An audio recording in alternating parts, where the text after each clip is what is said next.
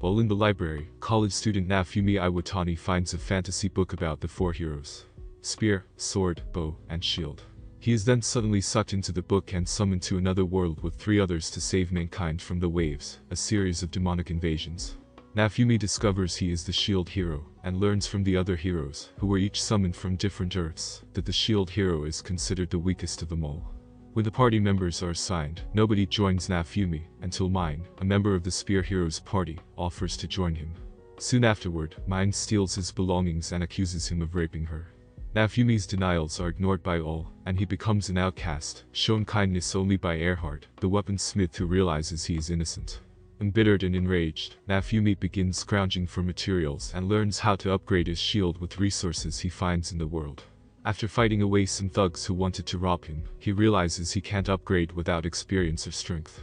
Approached by slave trader Belaukas, Naofumi is brought to a slave market so a slave may gain XP and fight for him.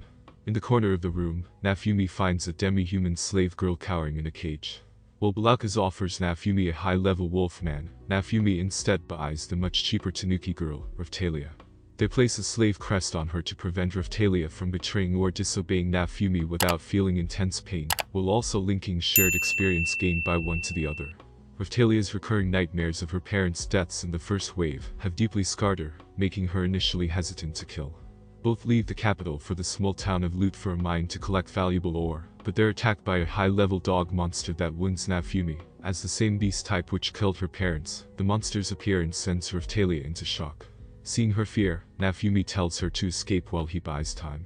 Confronting her feelings of regret and helplessness, Raphtalia summons up the courage to kill the beast. Naofumi comforts Raphtalia, promising not to leave her, and she agrees to help him defeat the waves, so other children won't suffer as she has. Later at dinner time, Naofumi decorates a toothpick flag to make the flag of Japan, a sign of his intent to someday return home. After a month of leveling up in preparation for the next wave, Naofumi unlocks a huge variety of transformations for his shield, each with a unique ability, while Raphtalia rapidly matures into a young woman. To determine the time remaining until the next wave, Naofumi and Raphtalia visit the capital's cathedral and its dragon Herbless, which measures the time between waves. Much to his chagrin, they also meet the three other heroes, who still scorn him and view him as a liability. Raphtalia wonders why the other heroes despise Naofumi, but he refuses to tell her. The next day, the wave begins. While the other heroes and their allies rush to defeat the main force, Naofumi and Raphtalia head to Loot to help evacuate the civilians. Some knights arrive to help but initially disregard Naofumi's orders, though when they realize he is trying to protect the villagers, some choose to aid him. The others leave to join the other heroes, who defeat the main boss and end the wave. After the battle, the villagers thank Naofumi for his help. The Herbless resets, starting the countdown for the next wave. After repelling the Wave of Catastrophe, the heroes are treated to a state dinner, which Naofumi reluctantly attends. Mine informs Moeyasu that Raphtalia is a slave, prompting him to challenge Naofumi to a duel for her freedom. Despite Naofumi declining the challenge, King Malty Melromarc takes Raphtalia, forcing the duel. Despite Moeyasu's higher level, Naofumi's many shields and superior tactics quickly give him the upper hand, but Mine openly uses wind magic to trip Naofumi, letting Moeyasu claim victory. When Malty reveals Mine is his daughter, Malty, Naofumi realizes they planned his defamation. With Raphtalia's slave seal removed, Naofumi's burning hatred within him unlocks the curse series. However, Raphtalia slaps Moeyasu, condemning him for his false chivalry, and positing that if he truly wanted to free slaves, he'd have some freedmen in his party. Ren and Itsuki also openly condemn Mine's interference, incensed Malty would allow such blatant cheating.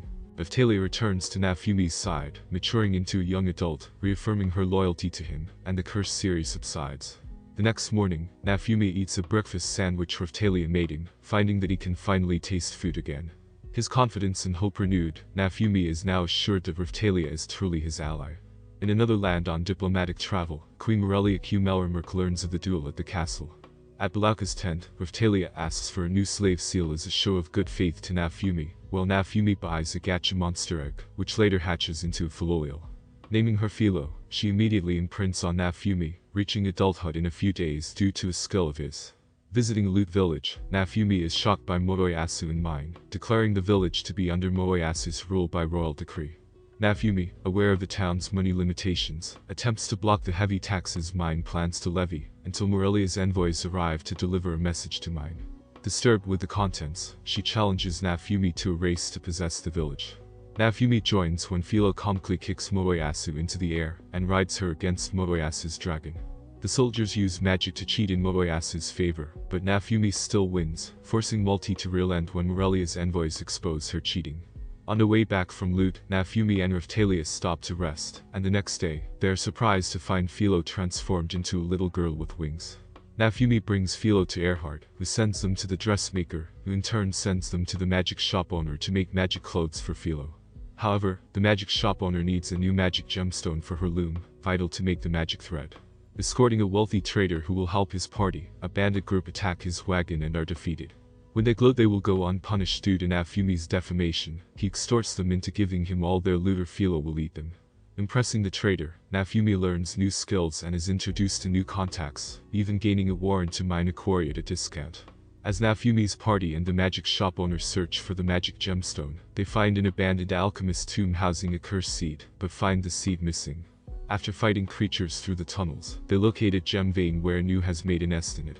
After they kill the beast and obtain the gemstone, the magic shop owner helps Philo make the magic thread, which in turn lets the dressmaker make Philo a dress that transforms with her body.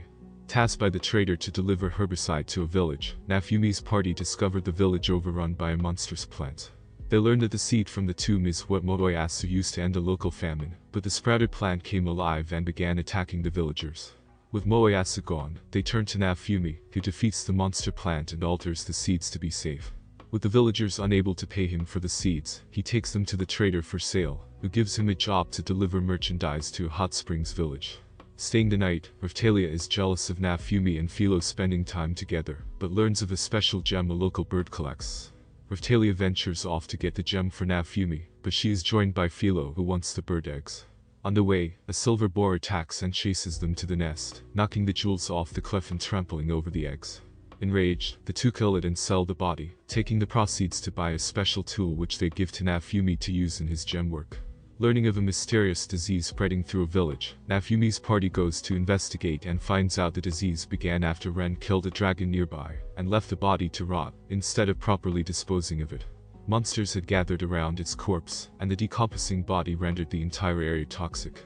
Naofumi's party set out for the corpse, which resurrects into a zombie dragon. During their fight, the dragon swallows Philo, seemingly killing her, which triggers Naofumi's despair and rage to activate his cursed rage shield. Naofumi repels the dragon's attacks with strong defense and passive flames, at the cost of losing his composure.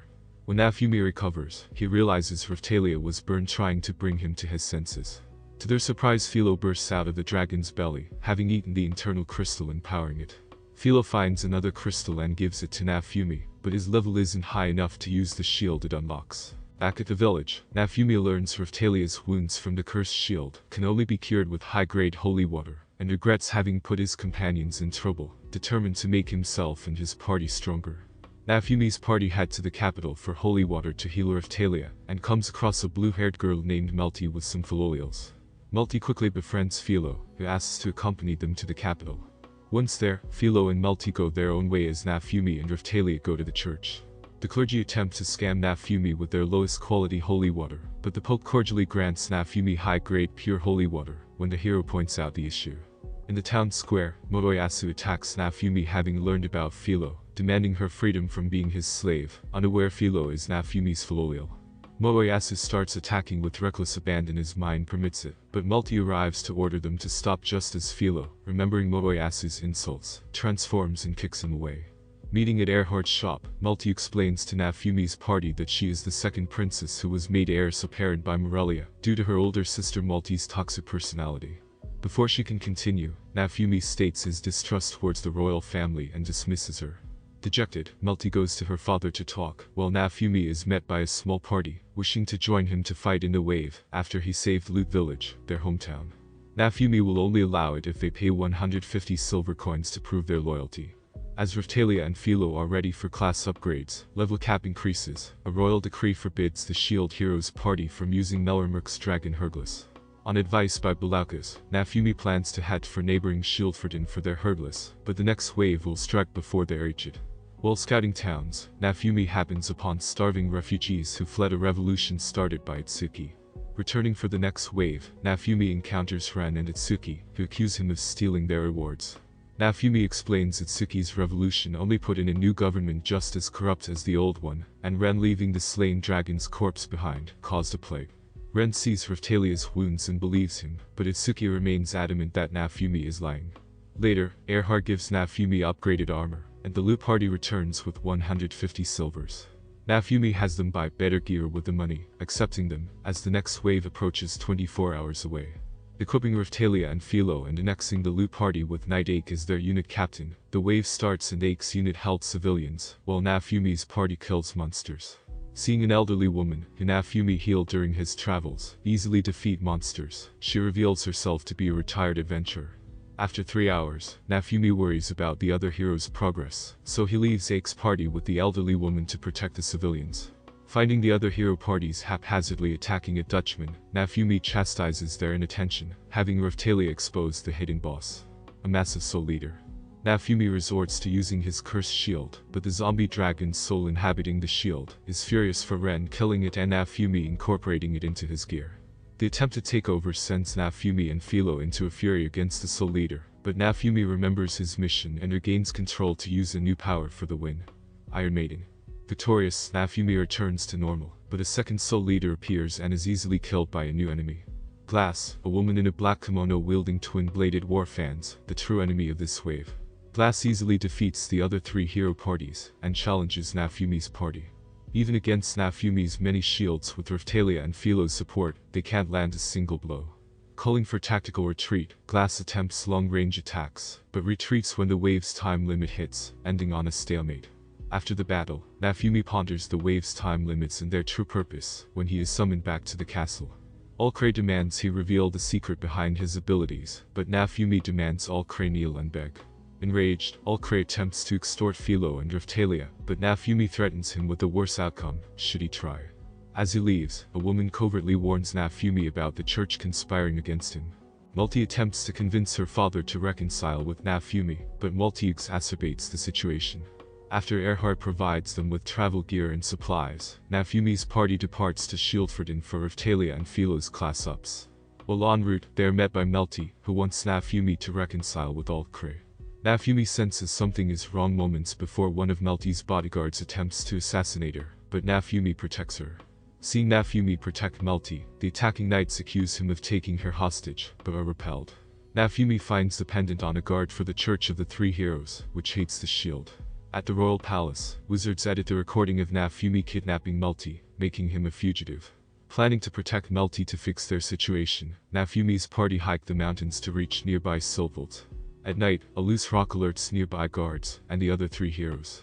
As Malty attempts to explain the situation, Malty orders they ignore her, claiming Naofumi has a brainwashing shield. Despite lack of evidence, the heroes fall for this. Naofumi attempts to flee with Malty, but Moroyasu uses a magic shackle to stop Philo.